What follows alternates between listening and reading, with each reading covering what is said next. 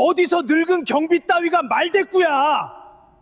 그 고함과 함께 48살 관리팀장의 손바닥이 70살 노인의 뺨을 사정없이 후려쳤습니다. 짝 하는 소리가 지하 주차장 콘크리트 벽을 타고 소름 끼치게 울려 퍼졌습니다. 그날 아침만 해도 저는 그저 더위에 고생하는 남편에게 시원한 미숫가루 한 통을 건네주려 내려왔을 뿐이었습니다. 그런데 눈앞에서 평생 제가 가장 존경해온 사람이 아들뻘도 안 되는 자에게 뺨을 맞고 있었습니다. 손에 든 보온통이 바닥으로 떨어지고 남편의 돋보기 안경이 구둣발에 짓밟혀 산산조각 나던 그 순간 제 안에서 무언가가 완전히 끊어졌습니다. 저들은 눈앞에 이 초라한 늙은 경비원이 대체 누구인지 꿈에도 알지 못했습니다. 저는 떨리는 손으로 휴대폰을 꺼내 딱 한 사람에게 전화를 걸었고 그 통화가 끝나기도 전에 저 오만한 자들의 다리가 후들거리기 시작했습니다. 사연 시작 전 구독과 좋아요를 눌러주시면 그곳에 좋은 일들만 가득하시기를 바라겠습니다. 사연 시작합니다. 안녕하세요. 제 이름은 이정희입니다. 올해 67살이고 40해를 함께 산 남편 하나와 다 자란 아들 하나를 두고 있습니다. 남들은 나를 건물주라고 부르지만 나는 그저 평생 남편 옆에서 장부를 붙들고 살아온 사람일 뿐이에요. 이제부터 내가 겪은 그 여름 이야기를 들려드리려고 합니다. 아침 햇살이 거실 통유리창을 타고 길게 들어왔습니다. 나는 따뜻한 커피잔을 두 손으로 감싸 쥔 채 창가에 서서 아래를 내려다보았습니다. 지하 5층부터 지상 20층까지 이 주상복합 빌딩은 우리 부부가 평생을 바쳐 세운 건물이었습니다. 그 꼭대기층 펜트하우스에서 바라보는 아침 풍경은 언제나 비슷했어요. 상가 셔터가 하나둘 올라가고 버스 정류장에는 출근길 사람들이 줄지어 서고 횡단보도 신호가 바뀔 때마다 사람들이 개미처럼 몰려 건너갔습니다. 그 풍경을 보고 있으면 마음이 이상하게 잔잔해졌습니다. 저 아래 어딘가에 40해 전에 우리도 섞여 있을 것 같았거든요. 우리 부부는 흙수저였습니다. 40년 전 남편은 공사 현장에서 벽돌을 나르던 청년이었고 나는 그 현장 앞 한바집에서 밥을 푸던 처녀였습니다. 보증금 없는 단칸방에서 신혼을 시작했고 겨울이면 연탄불이 꺼질까봐 번갈아 일어나 아궁이를 살폈습니다. 남편은 도면을 독학했고 나는 장부를 독학했어요. 남편이 현장에서 흙먼지를 뒤집어 쓰는 동안 나는 세금 계산서를 붙들고 밤을 새웠습니다. 그렇게 작은 하청일부터 시작해 종합건설사를 일구고 지금의 임대자산관리법인까지 세우는데 반평생이 걸렸습니다. 사람들은 우리를 성공한 부부라고 불렀지만 나는 그 말이 나올 때마다 손등에 남은 옛날 화상 자국을 만지작거리곤 했습니다. 그런 남편이 무너진 건 5년 전이었습니다. 건강검진에서 대장암 3기 판정이 나왔어요. 수술실 앞 복도에서 나는 손수건이 다 젖도록 울었고 남편은 마취에서 깨어나 내 얼굴을 보자마자 미안하다는 말부터 했습니다. 그 사람은 회복하자마자 대표이사 자리를 내려놓았습니다. 돈이라는 게 병실 침대 위에서는 아무 힘도 못 쓴다는 걸 알아버린 얼굴이었죠. 문제는 그 다음이었습니다. 평생 새벽 5시에 일어나 현장으로 나가던 사람이 갈 곳을 잃었으니까요. 은퇴하고 5해 동안 남편은 조금씩 시들어갔습니다. 아침에 눈을 떠도 옷을 갈아입을 이유가 없다는 것, 하루 종일 아무도 자기 이름을 부르지 않는다는 것, 그게 사람을 얼마나 작게 만드는지 나는 그때 처음 알았습니다. 남편은 거실 소파 끝자리에 앉아 텔레비전 뉴스를 틀어놓고도 화면을 보지 않았어요. 어느 저녁에는 혼잣말처럼 이런 말을 흘리기도 했습니다. 이제 나는 늙어서 쓸모가 없는 사람이 됐구나. 나는 그 말을 못 들은 척 부엌으로 들어가 수도꼭지를 틀었습니다. 물소리에 내 울음을 숨기려고요. 남편의 어깨가 저렇게 좁았던가, 등이 저렇게 굽었던가. 함께 늙어가는 사람의 뒷모습을 지켜보는 일은 생각보다 훨씬 아팠습니다. 그러던 어느 저녁 밥상에서였습니다. 남편이 숟가락을 내려놓더니 헛기침을 두어 번 했습니다. 무슨 큰일이라도 고백할 사람처럼 어깨를 곧게 펴더군요. 임자, 나 저 아래 우리 빌딩에 경비원으로 나가고 싶소. 나는 국그릇을 들다 말고 그 사람 얼굴을 빤히 쳐다보았습니다. 당신 건물인데 왜 남 밑에서 경비를 서요? 사람들이 알면 웃어요. 그런데 남편의 눈빛이 오랜만에 반짝였습니다. 5년 만에 처음 보는 빛이었어요. 남편은 천천히 말했습니다. 회장님 소리 들으면서 위에 앉아 있고 싶지 않다고. 자기 땀으로 지은 건물에서 가장 밑바닥 자리에 서보고 싶다고. 하루 종일 몸을 쓰는 나이 든 사람들 옆에서 같이 밥을 먹고 같이 땀을 흘려보고 싶다고요. 그리고 마지막에 한마디를 덧붙였습니다. 우리 건물이 실제로 어떻게 굴러가는지, 위탁업체가 관리를 제대로 하는지 두 눈으로 직접 보고 싶다고요. 나는 한참을 말없이 밥알만 세었습니다. 저 고집을 꺾어본 적이 없다는 걸 40년 살아온 아내가 모를 리 없었죠. 결국 나는 조건 3가지를 걸고 허락했습니다. 첫째, 몸에 조금이라도 무리가 오면 그날로 그만둘 것. 둘째, 이 건물 실소유주라는 사실은 누구에게도 절대 말하지 않을 것. 셋째, 무슨 일이 생기면 숨기지 말고 그날 밤에 나한테 말할 것. 남편은 아이처럼 고개를 3번 끄덕였습니다.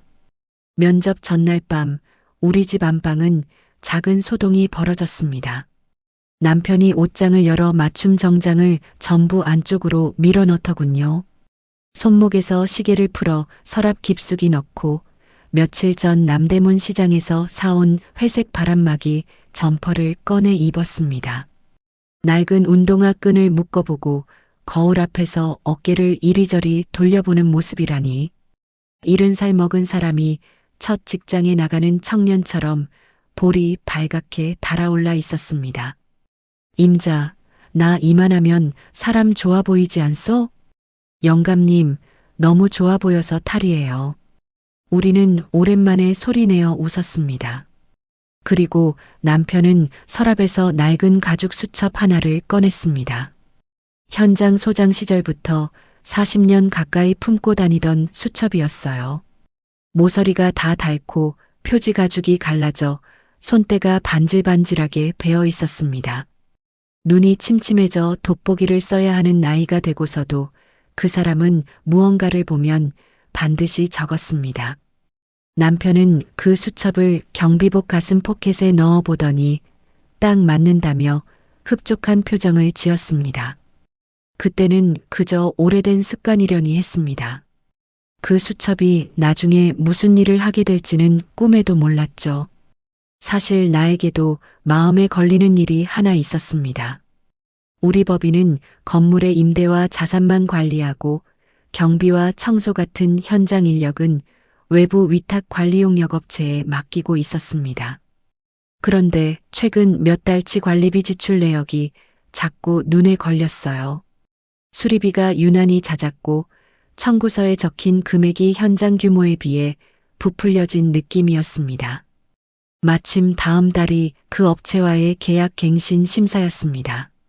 나는 서류를 덮으며 생각했습니다. 이번에는 그냥 넘어가지 말아야겠다고요. 대망의 첫 출근 날 나는 새벽 5시 반에 일어나 밥을 안 쳤습니다. 뜨거운 쌀밥과 시원한 북어국을 끓여 상에 올렸어요. 남편은 국물을 한 숟갈 뜨더니 눈을 감고 맛을 음미했습니다. 푸른색 경비원 유니폼을 입은 그 사람의 어깨는 이상하게도 지난 5년보다 훨씬 넓어 보였습니다.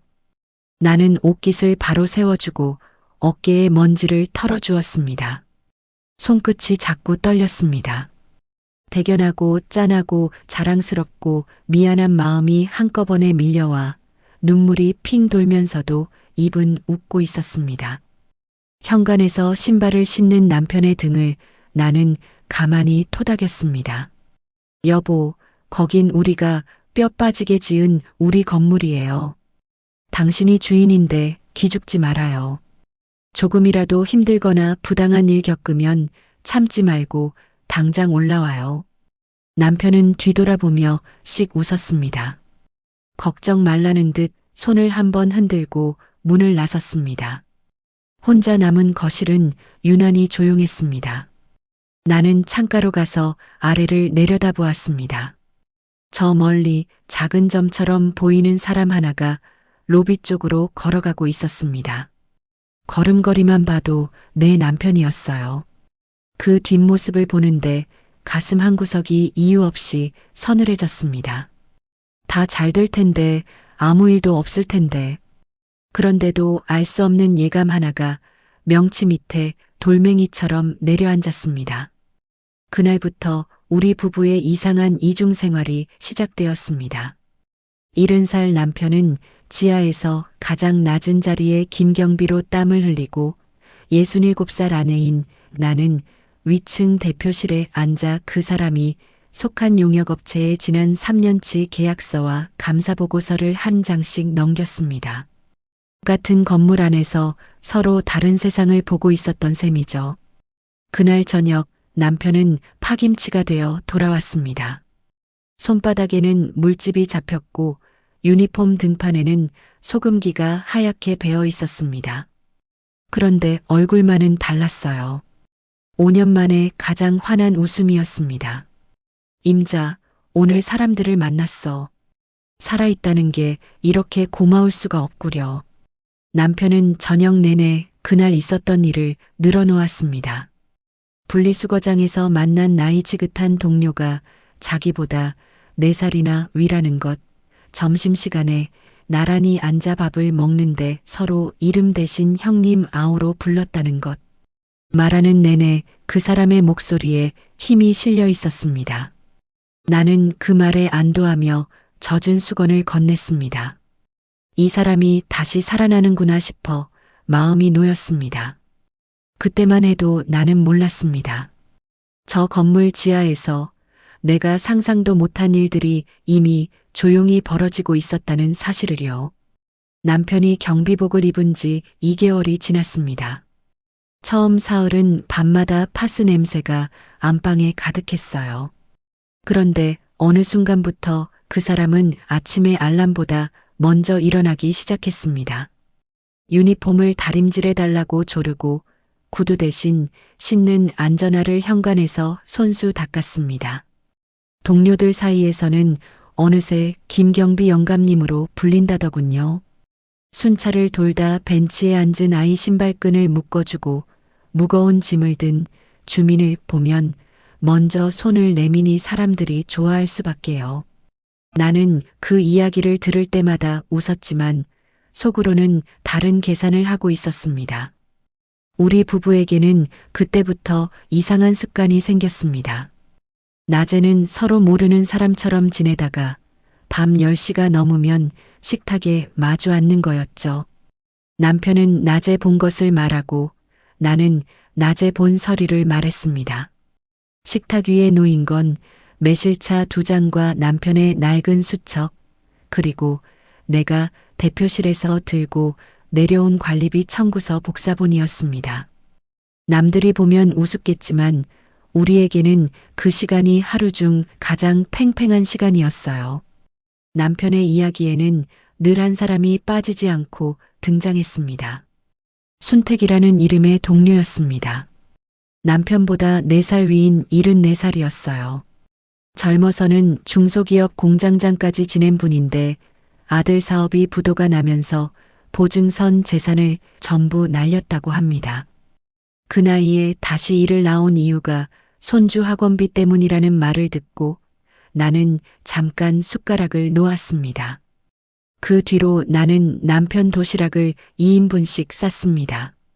소불고기를 재우고 계란말이를 부치고 나무를 3가지씩 담았어요. 남편은 그걸 들고 가서 이렇게 말한다고 했습니다. 형님, 집사람이 손이 커서 이게 다 남는 거요. 좀 도와주쇼. 순택 어르신은 찬밥에 김치만 싸우던 분이었습니다. 처음에는 손사래를 쳤지만 며칠 뒤부터는 국물 있는 반찬을 하나씩 들고 오셨다더군요. 나이 70이 넘어 생긴 우정이라는 게 그렇게 밥 한 그릇에서 시작되고 있었습니다. 한 번은 남편이 도시락통을 열어보고 웃었다고 했습니다. 순택 어르신이 새벽에 직접 담갔다는 열무김치 한 통이 들어있었다는 거예요. 그날 남편은 집에 와서 그 김치를 밥에 얹어 먹으며 말했습니다. 임자, 이 양반이 나한테 뭘 주려고 새벽에 일어났다는 거 아니오. 내가 그동안 이런 걸 잊고 살았소. 나는 그 말을 들으며 그릇을 닦다 말고 잠시 서 있었습니다. 회장님 소리를 듣던 시절에는 받은 선물이 산더미였는데 그 사람은 열무김치 한 통에 눈시울을 붉히고 있었어요. 그런데 이야기가 즐겁게 흘러가다가도 남편의 표정이 굳어지는 대목이 있었습니다. 쉼터 이야기였어요. 우리 건물 1층 로비는 대리석이 반짝이고 에어컨 바람이 시원합니다.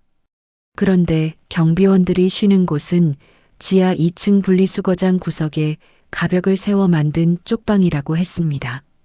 창문이 없고 환풍기 하나가 돌다 말다 하고 여름이면 습기와 음식물 냄새가 벽에 배어 있다고요. 그 좁은 방에 접이식 의자 몇 개와 낡은 선풍기 한 대. 남편은 담담하게 말했지만 나는 그 말을 듣는 순간 얼굴이 화끈거렸습니다. 이 건물 주인이 나인데 내 건물 안에 그런 방이 있는 줄을 나만 몰랐던 겁니다. 부끄러움이 목까지 차올랐어요. 그쪽 방을 만든 사람의 이름도 그날 처음 들었습니다. 민석이라는 48살 보안팀장이었습니다. 용역업체 소속이었죠. 아버지뻘 어르신들에게 반말을 하고 조금만 늦으면 손가락질을 하며 소리를 지른다고 했습니다. 자식들 앞에서 폐지 죽기 싫으면 뛰어. 늙었으면 눈치라도 있어야지. 남편이 그 말을 흉내내는 목소리는 낮고 느렸습니다. 화가 나서가 아니라 화를 참느라 그런 목소리가 나온다는 걸 나는 알고 있었어요. 민석의 뒤에는 주원이라는 52살 총괄 본부장이 있었습니다. 나는 그 사람을 알고 있었습니다. 분기마다 대표실에 올라와 허리를 굽히던 사람이었죠. 명절이면 홍삼 상자를 들고 와 손을 비비던 그 얼굴이 떠오르는데 지하에서는 완전히 다른 사람이 되어 있다는 말을 들으니 등에 소름이 돋았습니다. 두 사람은 고향 선후배 사이라고 했습니다. 그래서 남편의 수첩은 밤마다 두꺼워졌습니다. 나는 그게 그냥 일기인 줄 알았는데 어느 날 돋보기를 쓰고 적는 내용을 슬쩍 들여다보고 놀랐습니다. 복도 소화전 앞에 쌓아둔 적치물 위치, 지하배관 이음새의 누수 흔적, 소방 자재를 창고 대신 통로에 세워둔 날짜, 심지어 야간 근무자가 실제로 몇 시부터 몇 시까지 서 있었는지까지 시간별로 적혀 있었습니다. 그건 일기가 아니라 감사 기록이었어요. 그리고 그 기록이 내 손에 있는 서류와 정확히 어긋나기 시작했습니다. 그달 위탁업체가 올린 청구서에는 쉼터 에어컨 수리와 청소 장비 교체가 완료되었다고 적혀 있었습니다. 지출된 금액은 수백만 원이었죠. 그런데 남편은 그날 저녁 이렇게 말했습니다. 쉼터 에어컨은 여전히 코드가 뽑힌 채 벽에 붙어 있고 청소 장비는 손잡이가 부러진 밀대를 노끈으로 감아 쓰고 있다고요. 나는 청구서를 든 손이 떨렸습니다. 종이 위의 글자와 지하의 현실이 이렇게 다를 수가 있나 싶어서요. 수당도 마찬가지였습니다. 매달 나가는 식대와 복지비, 야간 수당이 근무태도 벌금이니 피복비 감가상각이니 하는 이상한 이름으로 깎여 나가고 있었습니다. 어르신들은 그게 원래 그런 건 줄 알고 계셨다더군요. 그 돈이 어디로 흘러갔는지는 짐작이 가고도 남았습니다. 나는 당장 계약을 끊고 싶었습니다. 그날 밤 나는 식탁을 손바닥으로 짚으며 말했습니다. 내일 아침에 다 뒤집을 거예요. 저런 사람들을 왜 내 건물에 두고 봐요? 그런데 남편이 내 손등을 지그시 눌렀습니다. 임자, 지금 당신이 나서면 내 정체부터 드러나요. 그러면 형님들이 나를 불편해서 못 봅니다. 다음 달 계약 심사 때까지만 참읍시다. 내가 증거를 완전하게 모아줄 테니 그때 법대로 한 번에 끝냅시다. 나는 입술을 깨물었지만 결국 고개를 끄덕였습니다. 그 사람 말이 옳았으니까요. 문제는 그 무렵부터 하나 더 늘었습니다. 1층에서 부동산과 카페를 하는 상가 대표였습니다. 스스로를 입주민 대표라고 부르며 공용복도에 자기 가게 짐을 쌓아두고 어르신들에게 개인 택배와 가게 쓰레기를 나르게 시켰습니다. 어느 저녁 남편의 유니폼 어깨 솔기가 뜯어져 있었습니다. 무슨 일이냐 물으니 그제야 말하더군요. 상가 대표가 분수대에 나뭇잎이 떨어졌다며 순택 어르신에게 무릎을 꿇고 손으로 주우라고 했고 남편이 그 앞을 막아서다 민석에게 어깨를 세게 밀쳐졌다고요. 나는 그날 밤 실밥을 꿰매면서 손이 자꾸 미끄러졌습니다. 바늘에 손끝을 찔리고서야 내가 울고 있다는 걸 알았어요. 내 건물, 내 이름으로 된 등기부에 적힌 그 건물 안에서 남편의 옷이 뜯어지고 있었습니다. 나는 대표라는 자리가 그렇게 무력하게 느껴진 적이 없었습니다. 그래도 다행인 소식이 하나 있었습니다. 29살 시설관리 기사 지훈이라는 청년이었습니다. 배관과 전기를 맡은 성실한 친구인데 자재가 자꾸 사라지는 걸 보고도 생계 때문에 참고 있었다고 합니다. 그러다 남편이 배관 도면을 보고 한마디 조언해 준 걸 계기로 눈이 커졌다더군요. 그날부터 그 청년은 남편을 형님처럼 따르기 시작했습니다. 지훈이는 순찰이 끝나면 쪽방 쉼터로 찾아와 이런 말을 했다고 합니다. 영감님은 어디서 그런 걸 다 배우셨어요? 저희 소장님보다 훨씬 잘 아시던데요. 남편은 그저 웃으며 예전에 공사판에서 어깨너머로 배웠다고만 대답했다더군요. 나는 그 이야기를 들으며 조마조마하면서도 한편으로는 그 청년이 고마웠습니다. 지하에 남편 편이 한 사람이라도 늘었다는 뜻이었으니까요.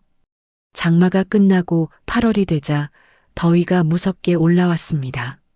낮 기온이 38도를 넘긴 날 남편은 등판이 소금기로 하얗게 절어 돌아왔습니다. 계약 심사까지 남은 날은 열흘이었어요. 나는 달력에 동그라미를 치며 숨을 골랐습니다.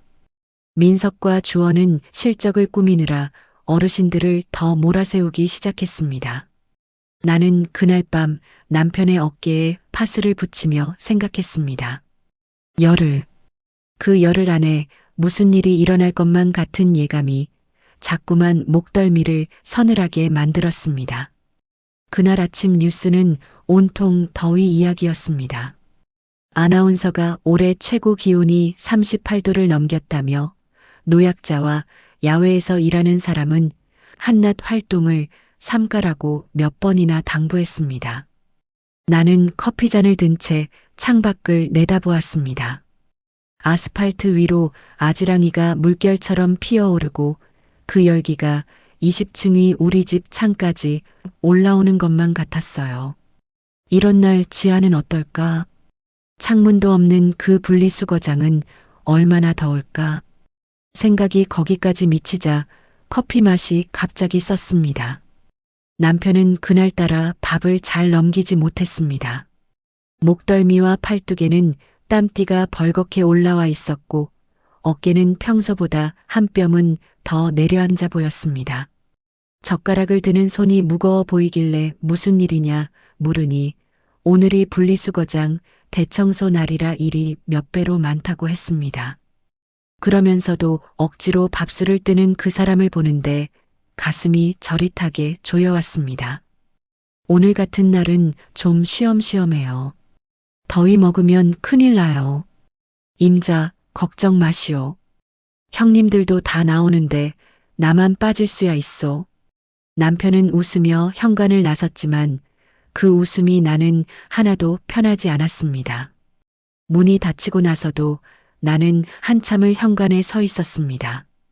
저 사람이 무리를 하고도 나한테는 괜찮다고만 하는 성격이라는 걸 알기에 더 불안했어요. 40해를 살면서 나는 저 웃음 뒤에 숨은 힘겨움을 읽는 법을 배웠습니다. 집을 치우다가 나는 현관 신발장 아래에서 무언가를 발견했습니다. 남편이 벗어둔 낡은 운동화였어요. 안쪽을 들여다보니 깔창이 땀에 절어 가장자리가 다 닳고 갈라져 있었습니다. 발 뒤꿈치가 닿는 자리는 아예 구멍이 나 있더군요. 나는 그 깔창을 한참 손에 쥐고 있었습니다. 평생 나를 위해, 우리 가족을 위해 그렇게 뛰어다닌 사람이었습니다. 젊어서는 현장에서, 늙어서는 저 지하에서, 이 나이가 되도록 발바닥에 구멍이 나게 걷고 있다는 사실이 나를 무너뜨렸습니다. 눈물이 왈칵 쏟아졌고 나는 그 자리에 주저앉아 한참을 울었습니다. 그러다 문득 손등으로 눈물을 닦고 일어섰습니다. 울고만 있을 때가 아니었어요. 오늘은 내가 내려가야겠다. 그런 결심이 섰습니다. 깔창을 손에 쥔 채 나는 오래된 기억 하나를 떠올렸습니다. 신혼 시절 남편이 현장에서 발을 다쳐 절뚝이며 들어온 날이었어요. 그때도 그 사람은 괜찮다며 웃었고 나는 밤새 발을 주무르며 울었습니다. 그 뒤로 40해가 흘렀는데 나는 여전히 그 사람 발을 걱정하고 있었습니다. 세월이 아무리 흘러도 변하지 않는 게 있구나 싶어 코끝이 시큰했어요. 건물주로서가 아니었습니다. 나는 그동안 이 건물에 내려갈 때면 늘 1층 로비나 대표실만 밟았습니다. 지하는 발도 들여본 적이 없었어요. 오늘만큼은 대표 이정희가 아니라 경비원 김창수의 아내로서 그 사람이 일하는 곳에 찾아가고 싶었습니다. 시원한 것을 만들어 남편과 그 곁의 어르신들에게 대접하고 싶었어요. 그것이 지금 내가 할 수 있는 가장 정직한 일 같았습니다. 나는 부엌으로 들어가 팔을 걷었습니다. 찬장 깊숙이 넣어둔 곡물 봉지들을 꺼냈습니다. 국산 보리와 현미, 검은 콩과 율무, 마른 팬에 하나씩 올려 약한 불에 볶기 시작했습니다. 콩이 톡톡 튀고 고소한 냄새가 부엌에 퍼지자 이상하게 마음이 조금씩 가라앉았습니다. 잘 볶은 곡물을 방앗간에서 곱게 빻아왔다면 좋았겠지만 시간이 없어 집에 있는 분쇄기로 여러 번 나눠 갈았습니다. 가루가 손끝에 닿는 감촉이 밀가루처럼 부드러웠어요. 큰 대접에 그 가루를 넉넉히 풀고 시원한 생수를 붓고 꿀을 2숟갈 넣었습니다. 냉동실에서 얼음을 꺼내 동동 띄우니 진하고 걸쭉한 미숫가루가 완성되었습니다. 한 모금 맛을 보니 어릴 적 어머니가 여름마다 타주시던 그 맛이었어요. 나는 이걸 남편이 마시는 모습을 상상하며 혼자 미소 지었습니다. 목을 타고 넘어가는 시원한 곡물의 고소함, 이마에 땀이 쏙 들어가는 그 느낌. 남편이 한 사발 들이켜고 눈을 감으며 좋아할 것을 생각하니 손놀림이 더 빨라졌습니다. 남편 한 사람만 먹을 게 아니었습니다. 순택 어르신도 다른 경비원들도 지훈이 같은 시설 기사들도 다 함께 드셔야 했어요. 나는 초대형 보온통 2개에 미숫가루를 가득 채웠습니다. 그것도 모자라 아이스박스에는 유명한 떡집에서 사온 영양떡과 시원하게 잘라 담은 수박까지 챙겼습니다. 15사람은 너끈히 먹을 양이었습니다.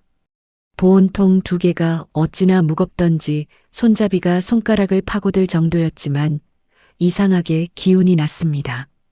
무언가를 정성껏 만들어 사랑하는 사람에게 가져다 준다는 일이 이렇게 사람을 설레게 하는 줄 나는 오랜만에 다시 느꼈어요.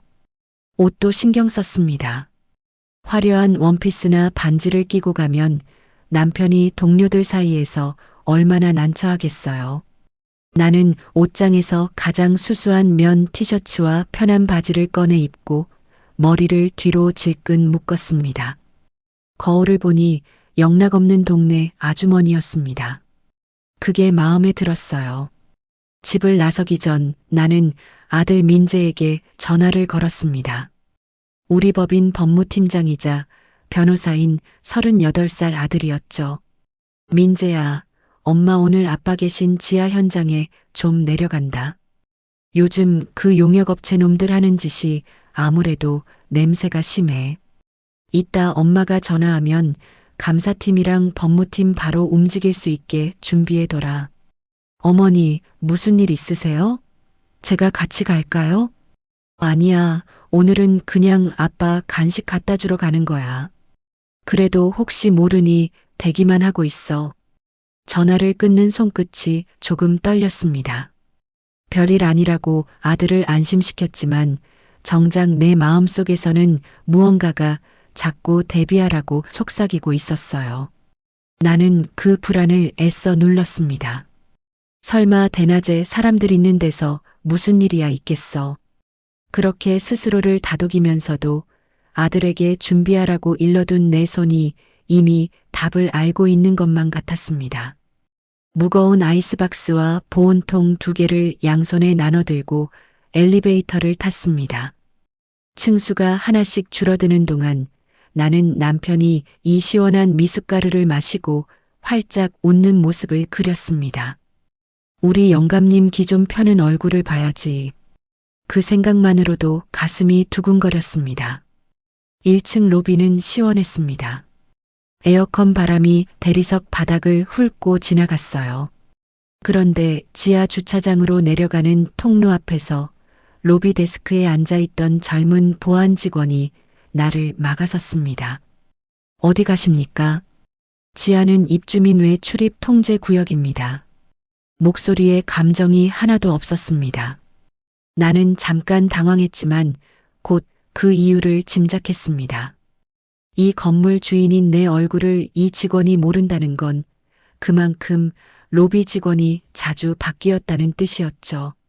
민석이 인건비와 보험료를 아끼려고 로비 직원을 단기 아르바이트로 며칠마다 갈아치운다는 이야기를 남편에게 들은 적이 있었습니다. 이 청년은 부임한 지 며칠 안 된 게 분명했습니다. 화가 나기보다 씁쓸했어요. 이런 것 하나까지 다 돈으로 세고 있었구나 싶어서요. 이 청년도 며칠 뒤면 또 잘리고 다른 얼굴로 바뀌겠지. 그렇게 사람을 소모품처럼 갈아치우는 자리에서 무슨 정이며 책임감이 생기겠어요. 나는 이 건물이 겉만 번지르르 하고 속은 이렇게 골마 있었다는 걸 그제야 실감했습니다. 나는 웃으며 부드럽게 말했습니다. 아이고, 지하 분리수거장에 김경비님이라고 계세요. 우리 가족인데 더운데 미숫가루 좀 갖다 드리려고요. 잠깐만 두고 금방 올라올게요. 직원은 잠시 망설이더니 통로를 열어주었습니다. 나는 고맙다는 인사를 남기고 계단 쪽으로 걸음을 옮겼습니다. 지하로 내려서는 순간 세상이 뒤바뀌었습니다. 로비의 시원한 공기는 한 발짝 만에 사라지고 습하고 뜨거운 열기가 얼굴을 확 덮쳤습니다. 자동차 매연과 지하 특유의 곰팡이 냄새가 뒤섞여 코를 찔렀어요. 벽에는 물기가 배어 있고 형광등 하나가 깜빡거렸습니다. 같은 건물, 같은 시간인데 위와 아래가 이렇게 다를 수가 있나? 나는 무거운 짐을 고쳐들며 이 잔인한 온도 차이에 마음이 서늘해졌습니다. 위층에서는 내가 에어컨 바람을 쐬며 서류를 넘기는 그 시간에 이 아래에서는 남편이 이 열기를 온몸으로 견디고 있었던 겁니다. 나는 그 사실이 새삼 미안해서 걸음을 재촉했습니다. 미로 같은 통로를 따라 걸었습니다. 이마에서 땀이 흘러 눈으로 들어가 따가웠어요. 등줄기로도 땀이 주르륵 흘러내렸습니다. 겨우 10분 남짓 서 있었을 뿐인데 숨이 턱턱 막히는데 이 사우나 같은 곳에서 남편이 하루에 8시간씩 서 있었다니 발걸음마다 가슴이 저려왔습니다. 지하 2층 분리수거장 쪽으로 방향을 잡고 구불구불한 복도를 돌아 나가는데 손잡이가 무거워 팔이 저릴 지경이었습니다. 그렇게 분리수거장 입구 모퉁이에 거의 다다랐을 때였습니다. 즐거운 웃음소리가 들려야 할 그곳에서 정적을 깨고 거친 고성이 터져나왔습니다. 콘크리트 벽을 타고 쾅쾅 울리는 신경질적인 목소리와 무언가를 발로 걷어차는 소리, 그리고 그 사이로 사람이 낮게 신음하는 소리가 섞여 들려왔습니다. 나는 그 자리에 우뚝 멈춰 섰습니다. 손에 든 보온통이 바르르 떨렸습니다. 저 목소리 사이에 익숙한 기척이 있었어요. 낮게 신음하는 그 소리, 나는 그 목소리를 40해 동안 들어왔습니다. 심장이 발밑으로 쿵 떨어지는 것 같았습니다. 다리에 힘이 풀려 벽을 짚었는데 손바닥에 닿은 콘크리트가 서늘하게 축축했습니다. 나는 벽에 몸을 붙인 채 모퉁이 너머를 향해 조심스럽게 한 걸음을 내디뎠습니다. 그 한 걸음이 그렇게 무거울 줄은 몰랐습니다. 모퉁이 너머로 고개를 내민 순간 나는 숨이 멎는 것 같았습니다. 거대한 지하 재활용 집화장이 눈앞에 펼쳐졌습니다. 환풍기 한 대가 힘없이 돌다 멈추기를 반복하고 그 위로 40도에 가까운 열기와 시큼한 악취가 안개처럼 깔려 있었습니다. 산더미처럼 쌓인 쓰레기 봉투들, 그 사이에서 유니폼이 땀으로 흠뻑 젖은 채 허리를 굽히고 있는 나이 든 경비원들. 그 처참한 광경 앞에서 나는 발이 얼어붙었습니다. 코 속으로 파고드는 냄새는 음식물 썩은 내와 곰팡이, 자동차 매연이 뒤섞인 것이었습니다. 천장에 매달린 형광등은 절반이 나가 있어 실내가 누렇게 어두웠고 바닥은 어디선가 새어나온 물로 미끄러웠습니다. 어르신 한 분은 목에 두른 수건으로 연신 얼굴을 훔쳤고 다른 한 분은 벽에 잠깐 손을 짚고 숨을 골랐습니다. 사람이 일할 곳이 아니었어요. 나는 이곳이 내 건물 아니라는 사실이 믿기지 않아 눈을 몇 번이나 깜빡였습니다. 그런데 그 지옥 한복판에 땀 한 방울 흘리지 않은 사람들이 서 있었습니다. 깔끔한 반팔 셔츠에 금목걸이를 두른 48살 민석이 팔짱을 끼고 있었습니다. 그 옆에는 뒷짐을 진 채 거만하게 서 있는 52살 주원이 있었고 조금 떨어진 곳에서는 손선풍기를 얼굴에 대고 인상을 찌푸린 63살 상가 대표가 있었어요. 세 사람은 마치 이 더위가 자기들과는 상관없는 일이라는 듯한 얼굴이었습니다. 나는 그제야 이 카르텔의 얼굴을 처음으로 두 눈에 담았습니다. 밤마다 남편의 입으로만 듣던 이름들이 살과 뼈를 가진 사람으로 눈앞에 서 있으니 오히려 화보다 서늘한 기운이 먼저 등을 훑고 지나갔어요. 저 세 사람이 웃고 서 있는 동안 어르신들은 저 쓰레기 더미 속에서 허리를 펴지 못하고 있었습니다. 나는 그 대비가 견딜 수 없이 참혹하게 느껴졌습니다. 상가 대표가 먼저 목소리를 높였습니다. 자기 가게에서 나온 커다란 폐비닐 뭉치와 화학약품통을 아파트 분리수거장에 버리려는 참이었어요. 내가 누군데 이걸 안 받아? 당장 너희들이 깨끗이 씻어서 처리해. 그러자 순택 어르신이 조심스럽게 앞으로 나섰습니다. 두 손을 앞에 모으고 허리를 살짝 숙인 채였어요. 대표님, 이건 산업 폐기물이라 아파트 규정상 여기서 받으면 저희가 법적으로 문제가 됩니다. 죄송하지만 따로 처리하셔야 합니다. 지극히 옳고 공손한 말이었습니다. 그런데 상가 대표의 얼굴이 대번에 일그러졌습니다. 어디서 늙은 경비 따위가 말대꾸야. 그 순간 민석이 기다렸다는 듯 끼어들었습니다. 상가 대표에게 잘 보이려는 속셈이 훤히 보였어요. 야, 순택이. 내가 뭔데 대표님한테 규정을 따져? 눈이 침침해서 위아래도 안 보여? 당장 무릎 꿇고 사과 못해? 나는 벽 뒤에서 입을 틀어막았습니다. 아버지 뻘되는 어른에게 저런 말을 던지는 입이 세상에 있다는 게 믿기지 않았어요. 순택 어르신은 부들부들 떨면서도 해고가 두려운지 고개를 숙였습니다. 죄송합니다. 제가 생각이 짧았습니다.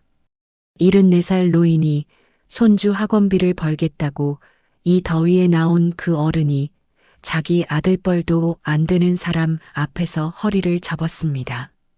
그 굽은 등을 보는데 내 눈에서 뜨거운 것이 핑 돌았습니다. 규정을 지키려다 도리어 죄인이 되어 사과하는 세상이라니. 나는 그 부조리 앞에서 숨이 턱 막혔어요. 그 옆에서 내 남편이 주먹을 꽉 쥐고 서 있었습니다. 얼굴은 굳어 있었고 턱 근육이 실룩거렸어요. 나는 그 모습을 보며 심장이 칼로 째지는 것 같았습니다. 평생 수백 명의 임직원에게 회장님 소리를 듣던 사람이, 대한민국 건설 현장을 호령하던 사람이 저 파렴치한 자들 앞에서 함께 고개를 숙이려 하고 있었으니까요. 나는 벽을 붙든 손에 힘을 주며 겨우 버텼습니다. 민석의 행패는 거기서 멈추지 않았습니다. 순택 어르신이 더위를 식히려 꺼내둔 낡은 물통을 발로 걷어차 버렸어요. 얼음물이 콘크리트 바닥에 쏟아졌습니다. 돈 받고 일하면서 농땡이 칠 생각만 해? 이런 늙은이들 때문에 우리 회사가 욕먹잖아. 쏟아진 얼음물이 바닥을 타고 흘러 어르신들의 신발을 적셨습니다. 아무도 감히 그걸 닦지 못하고 서 있는 모습을 보는데 나는 명치가 조여들었어요. 물 한 통, 얼음 몇 조각. 그것마저 죄가 되는 자리에서 저분들이 하루 8시간을 버텨왔다는 사실이 나를 무너뜨렸습니다. 바로 그때 내 남편이 한 발짝 앞으로 나섰습니다. 순택 어르신 앞을 몸으로 막아서면서요. 팀장님, 본부장님, 날이 40도입니다. 물 한 모금 마신 걸 두고 농땡이라니요. 그리고 산업 폐기물을 여기서 못 받는 건 순택 형님 말이 법적으로 맞습니다. 목소리는 낮았지만 흔들림이 없었습니다. 나는 그 목소리에서 오래전 현장을 지휘하던 남편의 위엄을 다시 들었습니다. 가슴이 뜨거워지면서도 조마조마했어요. 저 사람이 나서면 나설수록 저자들의 표적이 될 텐데. 나는 어서 이 상황이 끝나기를 빌면서도 한편으로는 불의를 못 본 척 넘기지 못하는 남편이 자랑스러웠습니다. 40해 전 내가 반한 그 사람의 성정이 일흔이 되도록 그대로였으니까요. 민석의 눈이 남편에게로 돌아갔습니다. 도끼가 서려 있었습니다. 뭐야? 김경비, 너 들어온 지 2개월도 안 된 놈이 왜 자꾸 기어올라? 내가 무슨 변호사야? 아니면 이 건물 주인이라도 돼? 나는 그 말에 하마터면 소리를 지를 뻔했습니다. 이 건물 주인이라도 되냐고. 그 말이 얼마나 우스운 진실인지 저 사람은 꿈에도 몰랐겠죠. 나는 입술을 깨물며 삼켰습니다. 옆에 있던 주원이 가소롭다는 듯 웃으며 거들었습니다. 김경비 영감님, 나이 먹었으면 좀 유순하게 사세요. 여기 아니면 이름 먹은 노인을 누가 써줍니까? 당장 두 분 다 대표님한테 허리 굽혀 사과하세요. 그 위선적인 목소리가 지하 벽을 타고 울리는데 나는 보온통을 쥔 손끝이 하얗게 질리도록 힘이 들어갔습니다. 저 작자들이 내 남편한테 내 건물에서 저 따위 망발을 짓거리고 있었어요. 뼈를 깎는 분노가 목구멍까지 차올랐지만 나는 아직 때가 아니라는 걸 알았습니다. 남편이 말했으니까요. 계획이 어그러지면 안 된다고. 그때 뜻밖의 사람이 나섰습니다. 현장을 지나던 29살 지훈이었어요. 젊은 시설 기사가 성큼 다가와 남편 곁에 섰습니다. 본부장님, 김경비님 말씀이 맞습니다. 저 폐기물을 여기 넣으면 소방점검 때 법인에서 징계가 내려옵니다. 이만 그만하시죠. 나는 그 청년이 그렇게 고마울 수가 없었습니다. 겁이 날 텐데도 남편 편에 서준 거였으니까요. 그런데 주원의 얼굴이 험악하게 일그러졌습니다. 서 기사, 너 지금 하청 기사 주제에 본사 간부한테 대들어? 내일 당장 해고 통보받고 싶어? 지훈이의 어깨가 움찔했습니다. 하지만 그 자리를 뜨지는 않았어요. 대신 입을 꾹 다물고 남편 옆에 그대로 서 있었습니다. 그 모습에 나는 가슴이 먹먹해졌습니다. 힘없는 사람들이 서로의 곁을 지키려 애쓰는 광경만큼 사람 마음을 무너뜨리는 게 또 있을까요? 젊은 청년이 밥줄을 걸고 노인들 편에 서는 동안 나는 벽 뒤에 숨어 있을 수밖에 없는 내 처지가 답답해 견딜 수 없었습니다. 씩씩거리던 상가 대표가 결국 폐기물을 내버려 둔 채 자리를 떴습니다. 그런데 그 여자가 떠나자마자 민석과 주원의 시선이 현장 한쪽으로 옮겨갔습니다. 나도 모르게 그 시선을 따라갔어요. 거기에는 반짝이는 새 물건들이 줄지어 세워져 있었습니다. 커다란 플라스틱 분리수거함들이었어요. 이번 달에 전면 교체하기로 한 그 수거함이 벌써 일부 납품되어 있었던 겁니다. 나는 그 물건들을 보며 문득 며칠 전 대표실에서 결제한 서류가 떠올랐습니다. 수거함 교체 비용으로 적잖은 금액을 승인했었죠. 그런데 이상했습니다. 서류에 적힌 고급 자재라기에는 멀리서 봐도 플라스틱이 얇고 색이 각사 보였어요. 그 위화감이 목 뒤를 스쳤지만 나는 그때까지도 그게 무슨 의미인지 정확히 알지 못했습니다. 민석이 그 수거함 쪽으로 걸어가더니 남편을 향해 손가락을 까딱였습니다. 목소리에 갑자기 여유가 실렸어요. 마치 새로운 먹잇감을 발견한 사람 같았습니다. 김경비, 이리 와봐. 아까부터 잘난 척하던데 이 수거함 옮기는 것도 내가 좀 도와야겠어. 남편의 시선이 그 수거함으로 향했습니다. 그 순간 나는 남편의 눈빛이 미묘하게 달라지는 것을 보았습니다. 화가 나서가 아니라 무언가를 알아차린 사람의 눈빛이었어요. 남편은 천천히 그쪽으로 걸어가 수거함을 손으로 만져보기 시작했습니다. 플라스틱 벽면을 손등으로 톡톡 두드리고 바퀴가 달린 아래쪽을 쪼그려 앉아 들여다보았어요. 마치 오래전 현장에서 자재를 검수하던 그 손길 그대로였습니다. 손끝으로 이음새를 쓸어보고 바닥 프레임을 지그시 눌러보는 그 동작 하나하나가 예사롭지 않았습니다. 민석과 주원은 그 모습을 비웃듯 팔짱을 끼고 지켜보고 있었지만 나는 알 수 있었어요. 지금 남편의 머릿속에서 무언가가 착착 맞아떨어지고 있다는 것을요. 나는 벽 뒤에서 그 광경을 지켜보며 직감했습니다. 지금 저 지하에서 겉으로 드러난 갑질보다 훨씬 더 깊은 무언가가 막 수면 위로 떠오르려 하고 있다는 것을요. 밤마다 식탁에서 남편이 수첩에 적어오던 그 의심들이 마침내 저자들의 코앞에서 터지려는 순간이었습니다. 심장이 세차게 뛰었습니다. 손에 든 미숫가루 보온통이 무거운 줄도 잊은 채 나는 벽에 바짝 붙어 남편의 다음 한마디를 숨죽여 기다렸습니다. 그 한마디가 이 지하의 판을 완전히 뒤집을 것만 같은 예감에 나는 온몸이 팽팽하게 긴장했습니다. 남편이 몸을 일으켰습니다. 무릎을 짚고 천천히 일어선 그 사람의 얼굴에는 조금 전까지의 참는 기색이 없었습니다. 오히려 아주 차분했어요.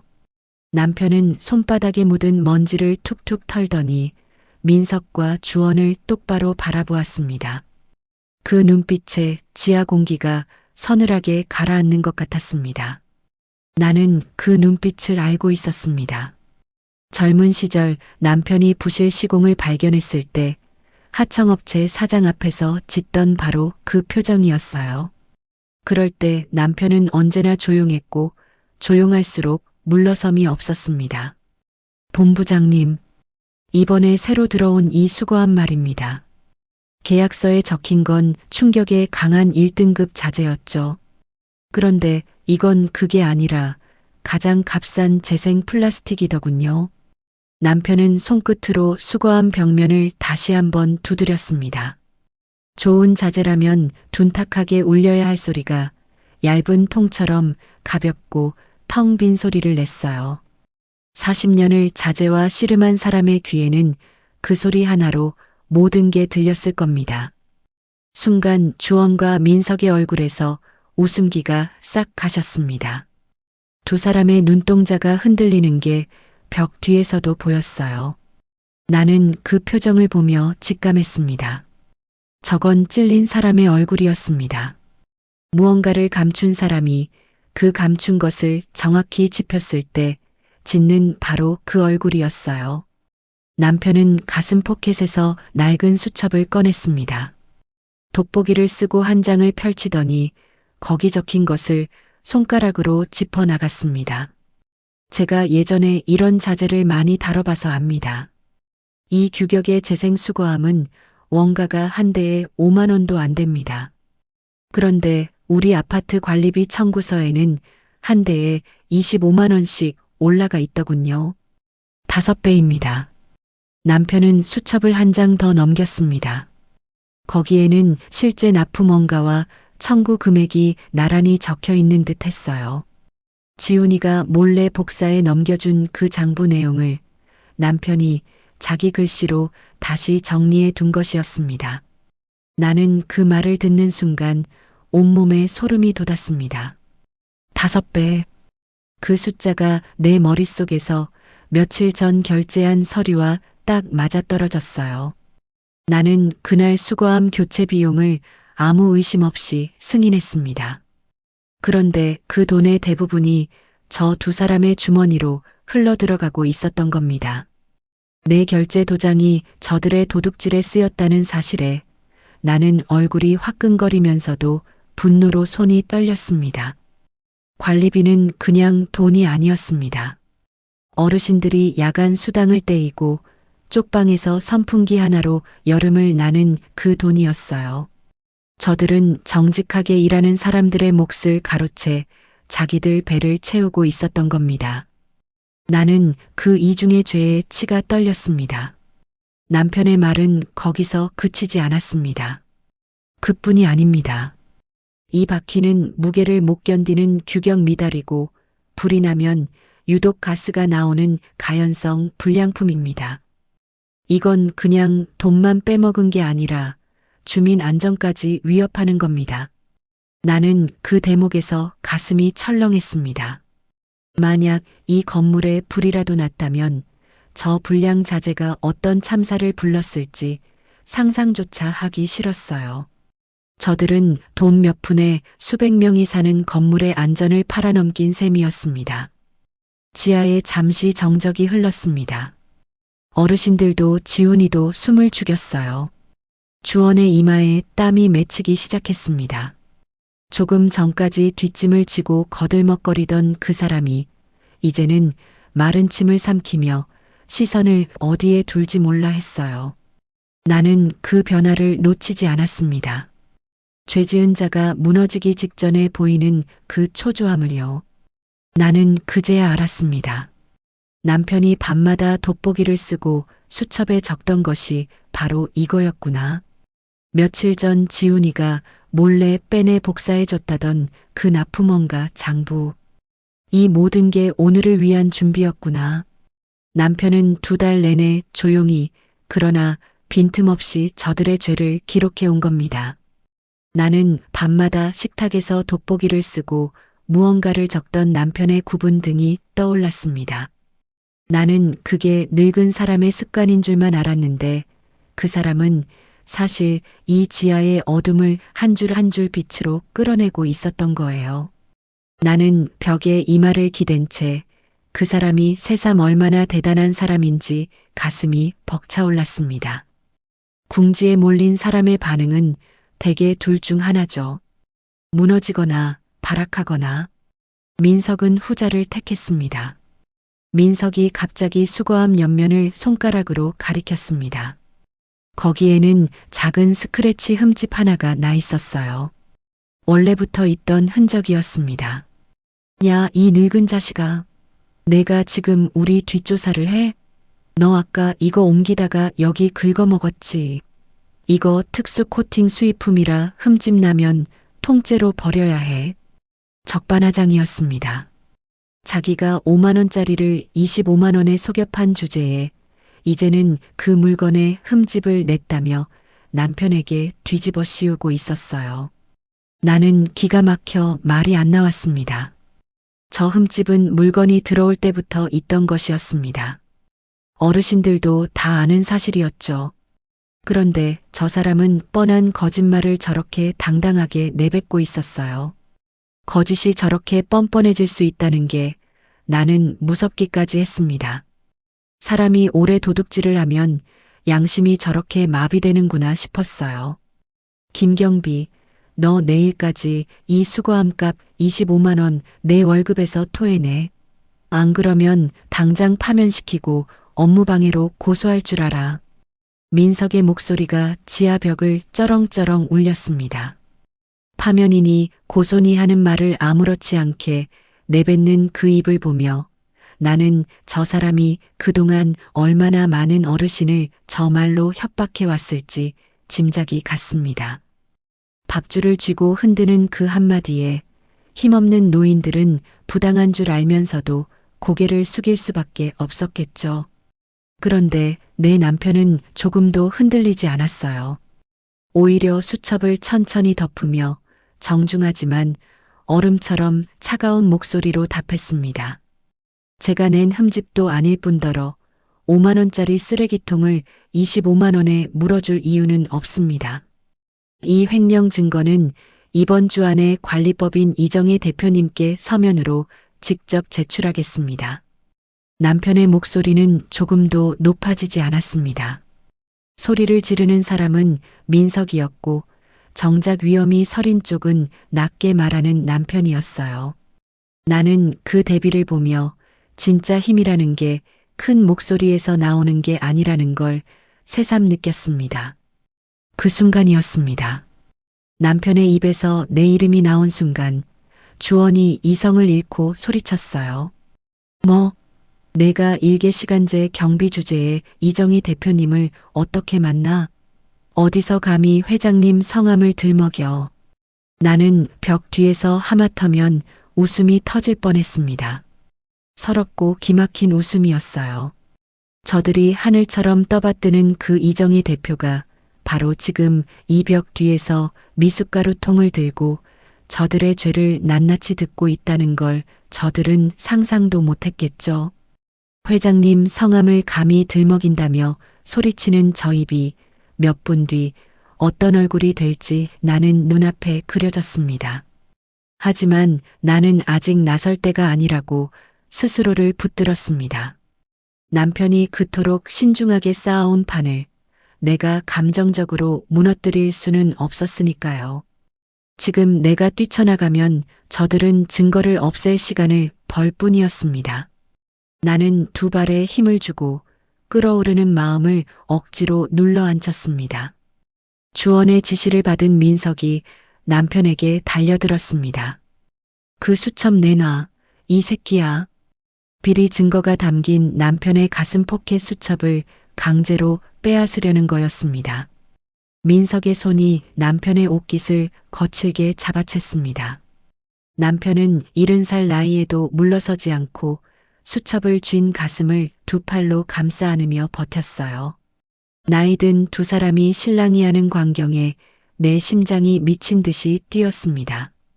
그때 순택 어르신과 지훈이가 달려들었습니다.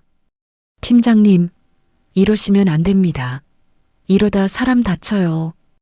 동료 경비원들까지 몰려들어 온몸으로 민석을 뜯어말렸습니다. 좁은 지하 통로가 순식간에 아수라장이 되었어요. 밀고 당기는 사람들, 터져나오는 고함, 넘어지는 물건들.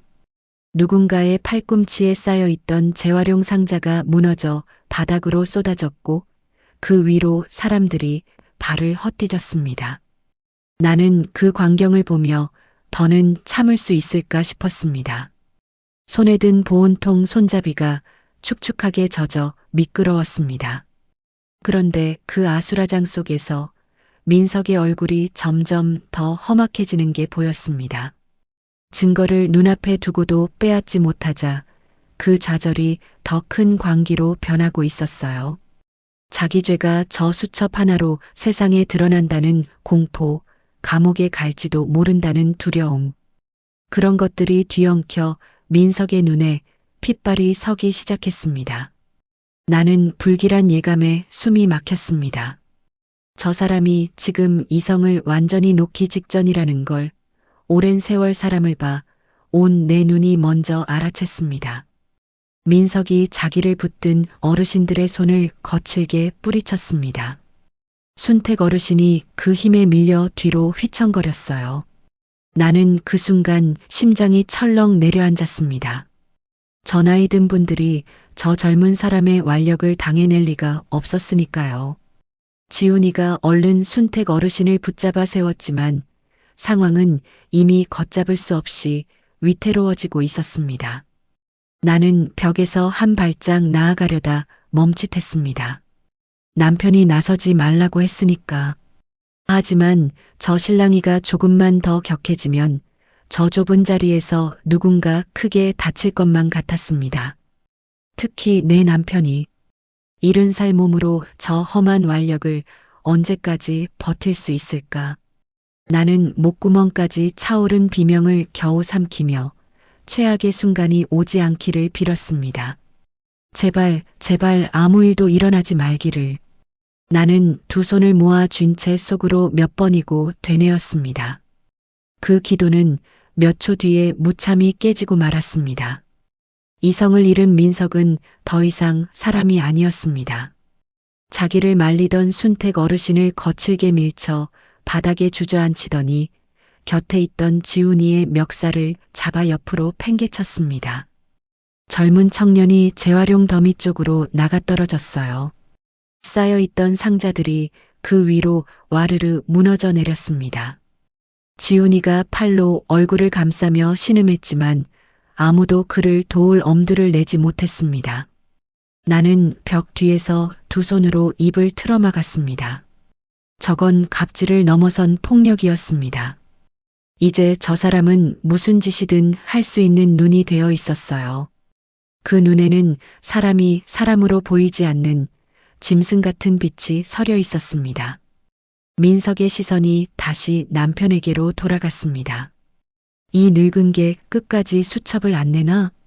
그 말과 동시에 민석이 구둣발로 남편의 정강이를 힘껏 걷어찼습니다. 둔탁한 소리와 함께 남편의 입에서 외마디 신음이 새어나왔어요. 70살 노인이 다리를 감싸쥐며 비틀거렸습니다. 나는 그 순간 다리에 힘이 풀렸습니다. 저 사람이 40해를 함께 산 내 남편이 내 아들보다도 어린 자의 발에 채이고 있었어요. 젊어서 새벽마다 현장을 누비던 그 다리, 나를 위해 평생을 뛰어다니던 그 다리를요. 나는 벽을 짚은 손이 부들부들 떨렸습니다. 그런데 그게 끝이 아니었습니다. 다리를 차인 남편이 중심을 잃고 휘청거리는 순간 민석이 손바닥을 크게 휘둘렀습니다. 짝 하는 소리가 지하 콘크리트 벽을 타고 소름 끼치게 울려 퍼졌습니다. 그 파열음이 내 귀에 박히는 순간 세상이 하얗게 멎었어요. 시간이 아주 느리게 흐르는 것 같았습니다. 남편의 고개가 옆으로 획 돌아갔습니다. 얼굴을 얻어맞은 겁니다. 나는 그 광경을 보면서도 한동안 그게 현실이라는 걸 믿지 못했습니다. 마치 남의 일처럼, 아주 먼 곳에서 벌어지는 일처럼 느껴졌어요. 바닥으로 무언가가 떨어져 나뒹굴었습니다. 남편이 평생 현장을 살피던 그 돋보기 안경이었어요. 렌즈가 민석의 구둣발에 밟혀 산산조각이 났습니다. 유리 조각이 지하 형광등 불빛에 파랗게 반짝였습니다. 그 안경은 남편이 눈이 침침해진 뒤로 한시도 몸에서 떼지 않던 물건이었습니다.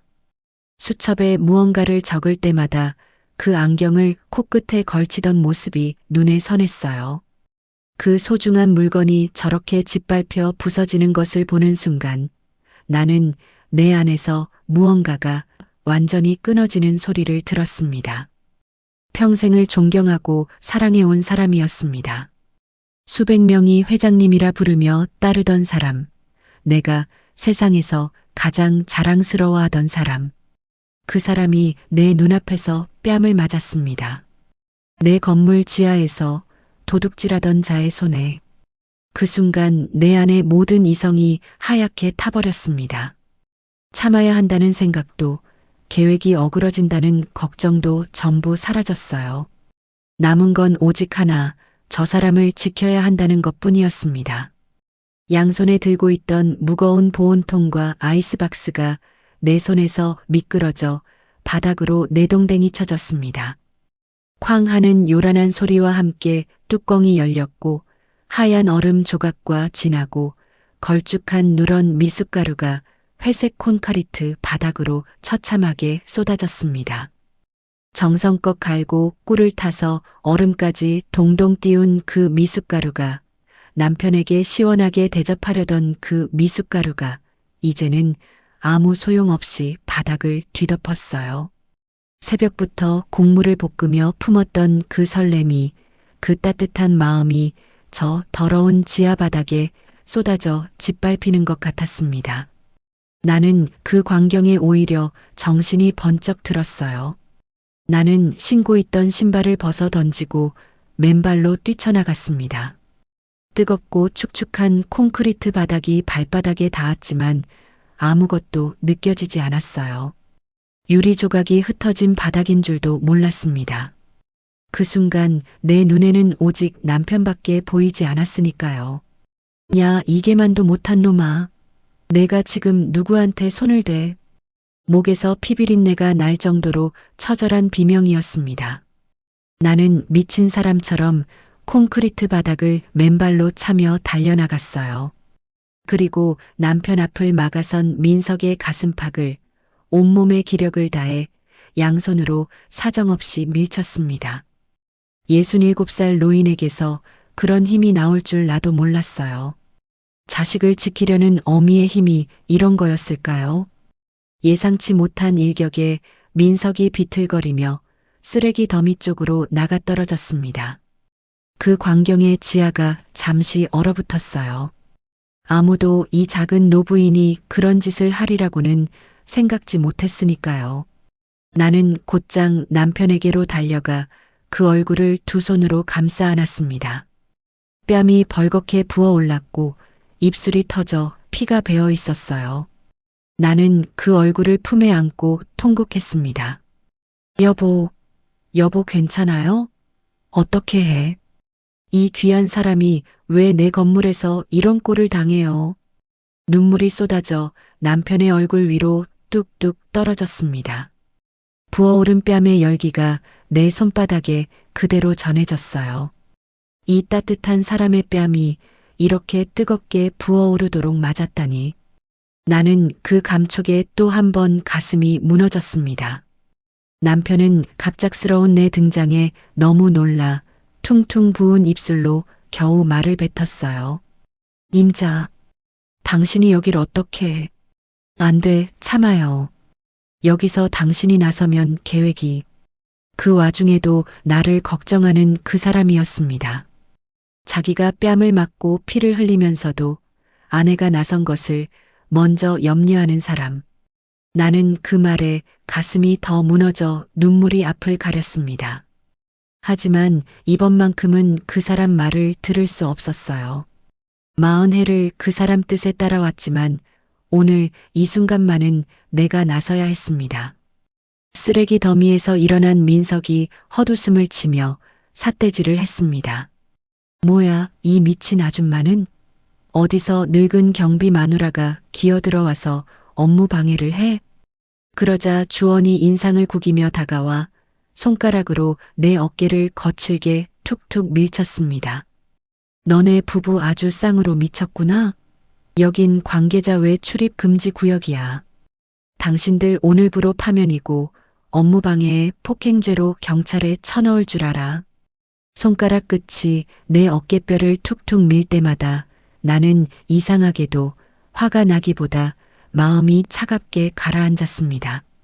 저 사람은 지금 자기가 누구를 밀치고 있는지도 모르고 있었어요. 며칠 전만 해도 대표실에 올라와 내 앞에서 허리를 아흔도로 굽히던 사람이 지금은 내 어깨를 함부로 밀며 파면을 운운하고 있었습니다. 사람이 상대가 누구인지에 따라 이렇게 다른 얼굴이 될 수 있다는 게 나는 소름 끼치도록 서글펐어요. 내 몸이 뒤로 밀리는 것을 본 순간 남편의 눈빛이 달라졌습니다. 그동안 온갖 수모를 묵묵히 견디던 그 사람의 얼굴이 맹수처럼 변했어요.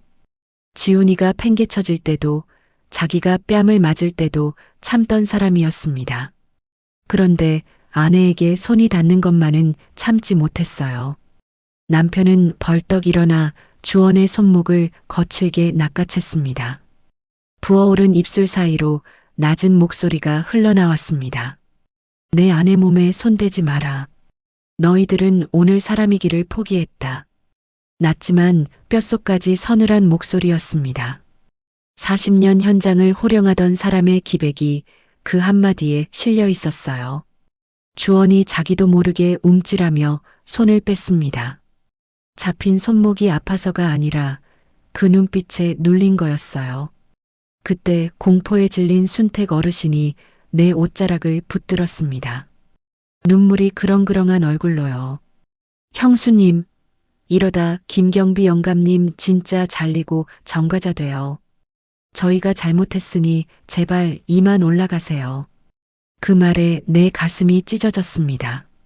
부당한 일을 당한 건 저분들인데 도리어 저분들이 두려움에 떨며 빌고 있었어요.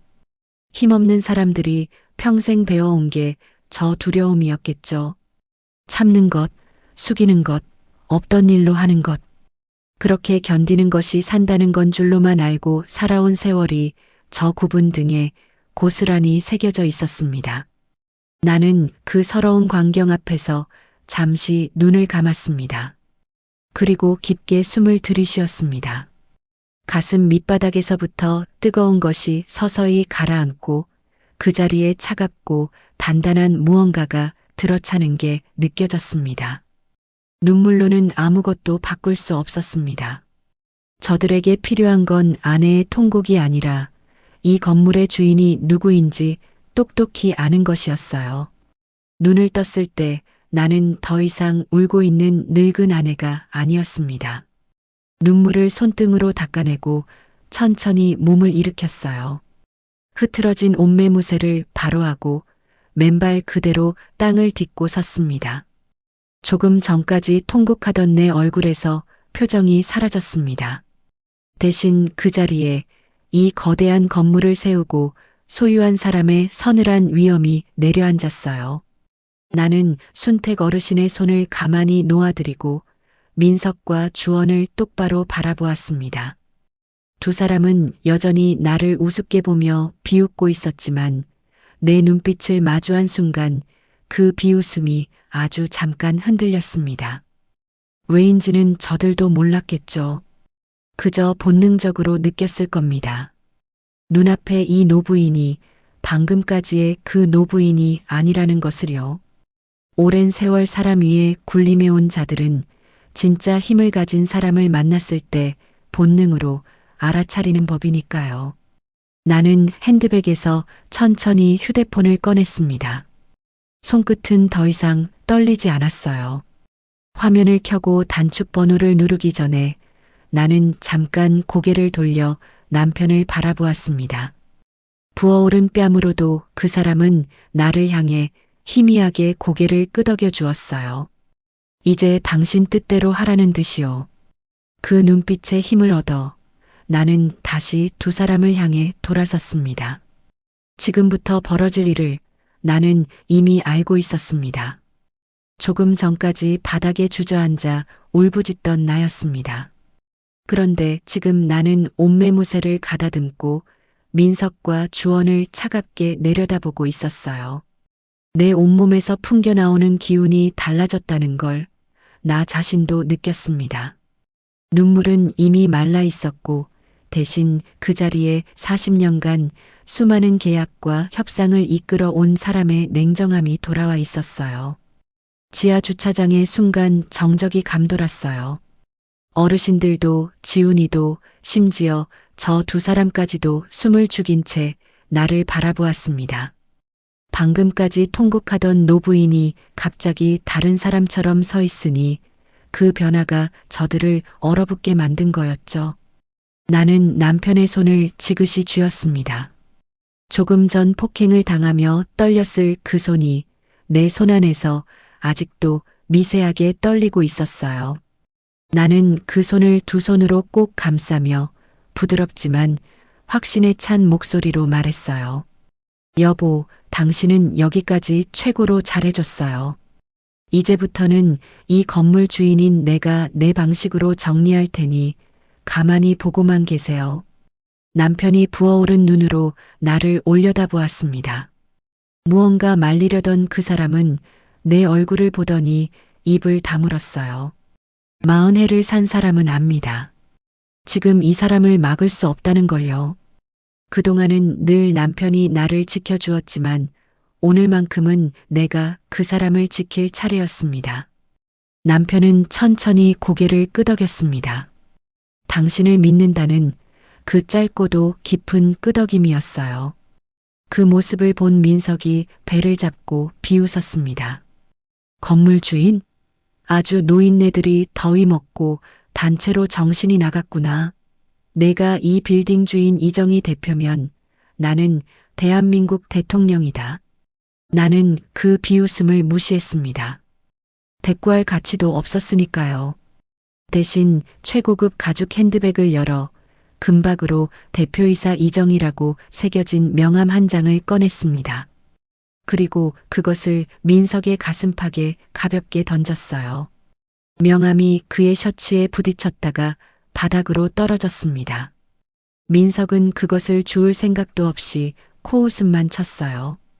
명함 따위는 얼마든지 위조할 수 있다고 생각하는 얼굴이었습니다. 저 사람은 아직도 이게 무슨 상황인지 전혀 감을 잡지 못하고 있었어요. 나는 그 무지가 오히려 안쓰러울 지경이었습니다.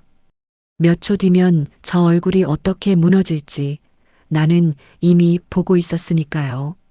나는 그 반응에도 표정 하나 바꾸지 않았습니다. 대신 휴대폰을 들었어요. 그런데 통화 버튼을 누르기 직전 나는 먼저 아들에게 짧은 문자 한 통을 보냈습니다. 지금 지하 2층으로 경찰 데리고 바로 내려와. 문자를 보내는 내 손가락은 조금의 망설임도 없었습니다. 이미 집을 나서기 전에 아들에게 대기하라 일러두었으니 민재는 준비를 마치고 있었을 겁니다. 오늘 이 지하에서 무슨 일이 벌어질지 어쩌면 나는 마음 깊은 곳에서 이미 예감하고 있었는지도 모릅니다.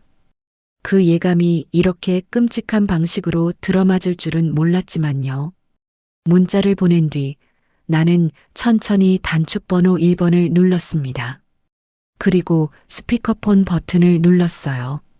이 자리에 있는 모두가 들어야 할 통화였으니까요. 신호음이 딱 한 번 울렸을 때 건너편에서 목소리가 터져 나왔습니다. 위탁 용역업체의 최고 책임자 박 대표였어요. 지극히 공손하고 굽신거리는 목소리였습니다.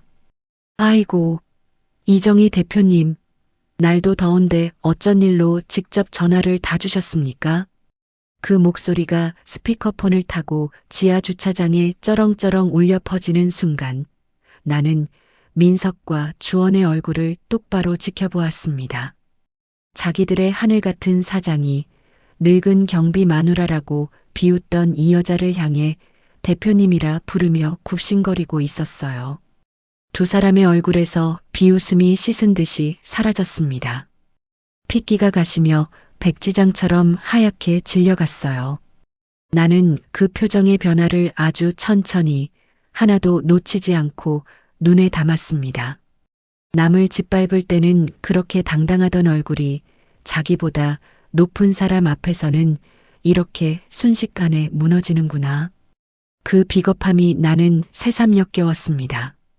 나는 얼음장처럼 차가운 목소리로 또렷이 말했습니다.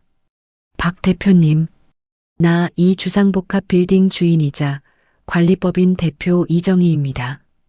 지금 우리 건물 지하 2층 분리수거장에 내려와 있어요.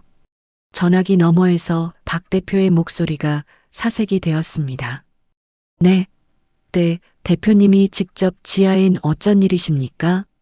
혹시 저희 쪽에서 무슨 실수라도 저질렀습니까? 그 목소리에는 이미 불안이 잔뜩 배어 있었어요. 뭔가 큰일이 터졌다는 걸 본능적으로 직감한 목소리였습니다. 나는 민석을 똑바로 쳐다보며 말을 이었습니다.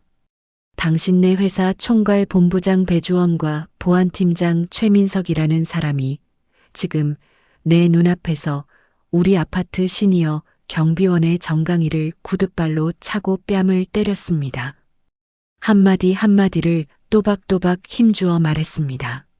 저들이 저지른 짓을 저들의 사장이 낱낱이 듣도록 나는 아무것도 빼놓지 않았어요. 민석의 어깨가 그 말 한마디마다 움찔움찔 떨렸습니다. 말하는 동안 내 목소리는 한 번도 떨리지 않았어요. 오히려 얼음처럼 단단해졌습니다. 그런데 정작 다음 말을 꺼내려니 가슴 밑바닥에서 뜨거운 것이 울컥 올라왔습니다. 나는 잠깐 숨을 고르고 이 통화의 진짜 핵심을 입에 담았어요. 그리고 박 대표님, 그 두 사람한테 뺨을 맞고 무릎을 꿇릴 뻔한 그 70살 경비원이 바로 내 남편이자 이 건물 지분을 함께 가진 전 종합건설사 회장 김창수입니다. 그 이름을 입에 담는 순간 내 목소리가 아주 잠깐 젖어들었습니다. 회장이라는 그 이름이 조금 전까지 이 지하에서 얼마나 처참하게 짓밟혔는지를 나는 두 눈으로 보았으니까요. 자랑스러운 그 이름을 이런 자리에서 이렇게 꺼내야 한다는 사실이 나는 서럽고 또 분했습니다. 그 말이 떨어진 순간 지하 주차장에는 숨소리조차 들리지 않는 완벽한 정적이 내려앉았습니다. 순택 어르신과 동료들은 입을 다물지 못한 채 굳어버렸어요. 2달 동안 함께 도시락을 나눠 먹고 찬밥 신세를 걱정해주던 그 김경비 영감님이 이 거대한 건물의 주인이었다니. 어르신들의 눈이 남편과 나를 번갈아 바라보았습니다. 그 눈빛에는 놀라움과 함께 어쩐지 미안함 같은 것이 섞여 있었어요. 회장님인 줄도 모르고 찬밥 도시락을 나눠 먹자고 했던 것이 반말로 형님 아우하며 지냈던 것이 뒤늦게 마음에 걸리는 얼굴이었습니다. 하지만 남편은 그런 어르신들을 향해 오히려 괜찮다는 듯 희미하게 고개를 저었어요. 지금 그 마음까지 헤아릴 겨를은 없었지만 나는 그 짧은 몸짓 하나에 남편의 진심이 담겨 있다는 걸 알았습니다. 민석과 주원의 다리가 눈에 띄게 떨리기 시작했습니다. 전화기 너머에서는 책상이 엎어지는 듯한 요란한 소리와 함께 박 대표의 처절한 비명이 터져 나왔어요. 네, 김창수 회장님이 경비를 하셨다고요? 배주원 이 미친놈이 회장님을 쳐요? 대표님, 절대 아닙니다. 제가 당장 죽을 죄를 지었습니다. 나는 그 비명을 들으며 조금도 흔들리지 않았습니다. 자비를 베풀기에는 내가 방금 목격한 것이 너무나 참혹했으니까요. 저들이 어르신들에게 저지른 짓, 내 남편에게 휘두른 손찌검, 그리고 관리비를 빼돌린 그 도둑질. 그 어느 것 하나도 용서할 수 없었습니다. 나는 마지막 선고를 내리듯 말했습니다. 박 대표님, 귀사와 맺은 위탁관리 계약은 이 시간부로 즉시 전면 해지합니다. 그리고 내 남편을 폭행하고 관리비를 횡령한 저 두 사람은 지금 당장 내 건물에서 끌어내세요. 스피커폰에서 박 대표의 포효가 흘러나왔습니다. 배주원, 최민석, 너희 이 정신 나간 놈들 당장 회장님 앞에 무릎 안 꿇어? 너희 때문에 우리 회사 문 닫게 생겼어. 그 고함을 들은 두 사람의 다리에서 마침내 힘이 완전히 풀렸습니다. 쿵 하고 두 사람이 차례로 콘크리트 바닥에 무릎을 꿇었어요. 조금 전까지 늙은 경비원의 밥줄을 쥐고 흔들며 신처럼 군림하던 자들이었습니다. 그런 자들이 단 한 통의 전화에 무너져 내 남편과 내 발밑에 엎드렸어요. 민석은 바닥에 떨어진 내 명함을 뒤늦게 발견하고는 떨리는 손으로 그것을 주워 들여다보았습니다. 그러더니 얼굴이 흙빛으로 변해 명함을 떨어뜨렸어요. 그제야 자기가 무슨 짓을 저질렀는지 온몸으로 깨달은 얼굴이었습니다. 나는 그 광경을 내려다보며 이상하게도 통쾌함보다 서늘한 감정이 먼저 들었습니다. 권력이라는 게 이렇게 순식간에 뒤집힐 수 있는 거였구나. 불과 5분 전만 해도 저들은 이 지하의 왕이었습니다. 그런데 지금은 가장 초라한 죄인이 되어 바닥에 엎드려 있었어요. 나는 저들이 불쌍해서가 아니라 사람이 저렇게까지 망가질 수 있다는 사실이 서글퍼서 잠시 눈을 감았습니다. 남을 짓밟으며 얻은 권력이라는 게 결국 이렇게 허무하게 무너지는 모래성이었다는 걸 저들은 이제야 알았겠죠. 바닥에 쓰러진 남편에게 다가가 나는 다시 그 곁에 무릎을 굽혀 앉았습니다. 부어오른 뺨을 조심스레 살피며 손수건으로 터진 입술의 피를 닦아주었어요. 남편은 나를 보며 힘없이 그러나 다정하게 웃었습니다. 그 웃음에 나는 참았던 눈물이 다시 핑 돌았지만 이번에는 얼른 삼켰습니다.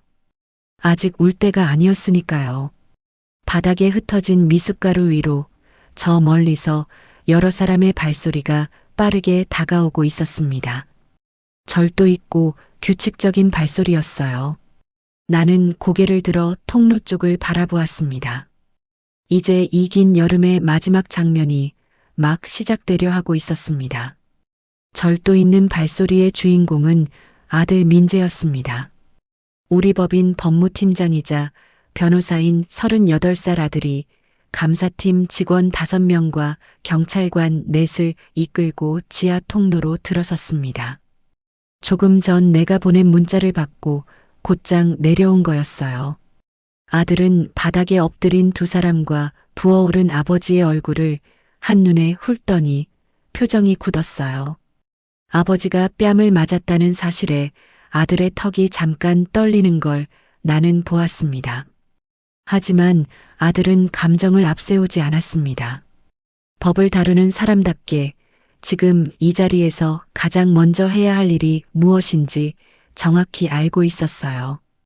오히려 더없이 침착한 걸음으로 다가와 먼저 아버지의 상태부터 살폈습니다. 아버지, 많이 다치셨어요? 남편은 괜찮다는 듯 아들의 손을 두드렸어요. 그 짧은 순간 나는 우리 부부가 이 아이를 참 잘 키웠구나 싶어 가슴이 뭉클했습니다. 그때 지훈이가 조심스럽게 다가왔습니다. 청년의 손에는 서류 봉투가 들려 있었어요. 그동안 몰래 복사해 모아둔 위탁업체의 이중 장부 사본과 저가 불량 수거함의 거래 명세서였습니다. 지훈이는 그것을 남편의 낡은 수첩과 함께 민재에게 건넸습니다. 변호사님, 이게 그동안의 증거들입니다. 김경비님이, 아니 회장님이 다 기록해 두셨습니다. 지훈이의 목소리가 조금 떨렸습니다. 그동안 이 증거를 몰래 모으면서 얼마나 마음을 졸였을까요? 해고당할까 두려워 참고만 있던 그 청년이 결국 용기를 내어 오른편에 선 겁니다. 나는 그 젊은이의 어깨를 가만히 두드려주고 싶었어요. 민재는 그 서류를 받아 빠르게 넘겨보더니 고개를 끄덕였어요. 이 정도면 충분하다는 얼굴이었습니다. 바닥에 엎드려 있던 민석과 주원이 그제야 정신을 차리고 매달리기 시작했습니다. 두 사람은 내 바짓단과 남편의 신발을 붙잡고 눈물을 흘렸어요. 대표님, 회장님, 저희가 죽을 죄를 지었습니다. 눈이 삐어서 사람을 몰라봤습니다. 제발 한 번만 용서해 주십시오. 민석은 한술 더 떴습니다. 눈물 콧물을 짜내며 처자식을 들먹였어요. 저 집에 아픈 아내가 있고 겨우 초등학교 들어간 애들이 둘입니다. 배 본부장님도 늙은 노모가 계세요. 저희가 여기서 잘리고 감옥 가면 가족들이 길바닥에 나앉습니다. 제발 처자식을 봐서라도. 그 말을 듣는 순간 나는 오히려 마음이 서늘해졌습니다. 나는 잡힌 바짓단을 차갑게 떨쳐냈어요.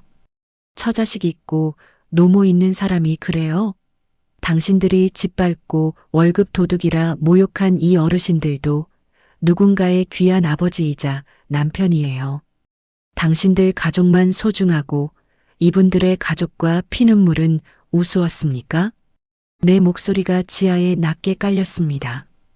두 사람은 아무 말도 하지 못하고 고개를 떨궜어요. 나는 그들이 이제와 흘리는 눈물이 조금도 가엾지 않았습니다. 저 눈물은 잘못을 뉘우치는 눈물이 아니라 자기가 벌 받을 게 두려워 흘리는 눈물이었으니까요.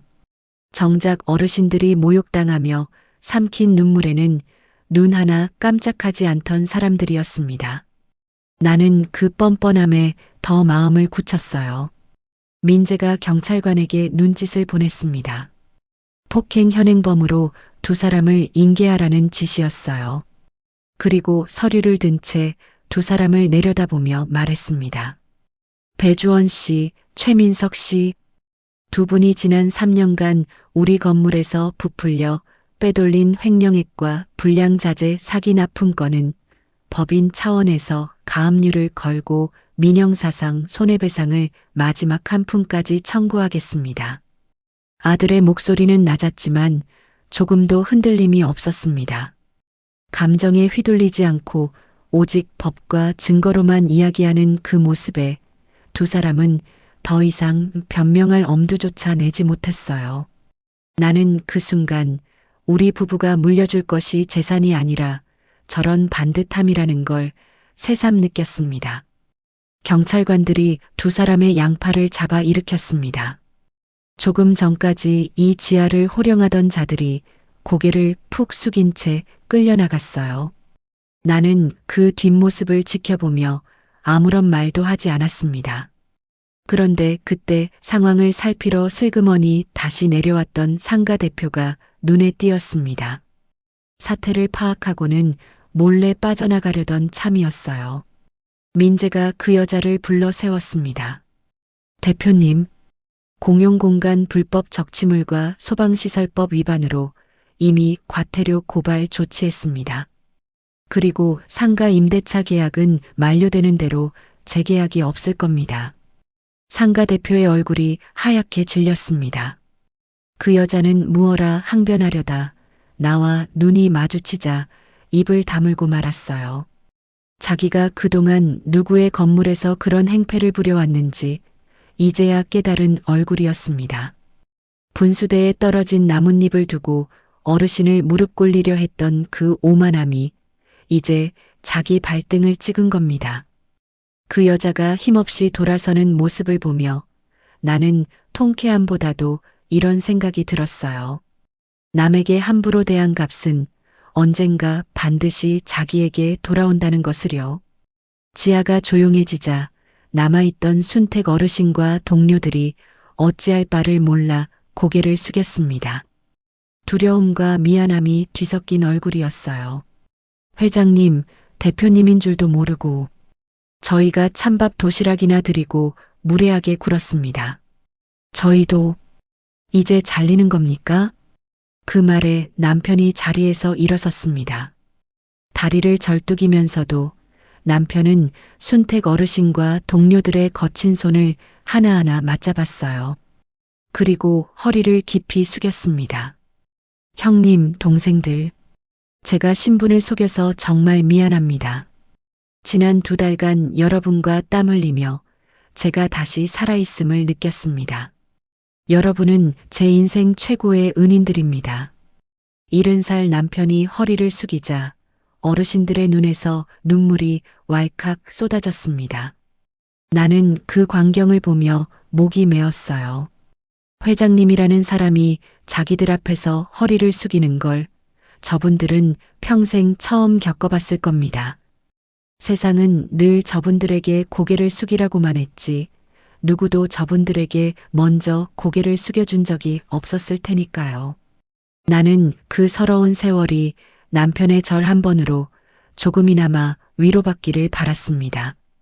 그리고 어르신들을 향해 환하게 웃으며 마음속에 오래 품어온 결심을 꺼냈습니다. 오늘부로 그 악질 위탁업체는 퇴출입니다. 그리고 내일부터 여기 계신 모든 경비원분들과 지훈이 같은 시설 기사님들은 우리 관리법인이 직접 고용하는 정직원으로 전환됩니다. 어르신들이 어리둥절한 얼굴로 서로를 바라보았습니다. 나는 말을 이었어요.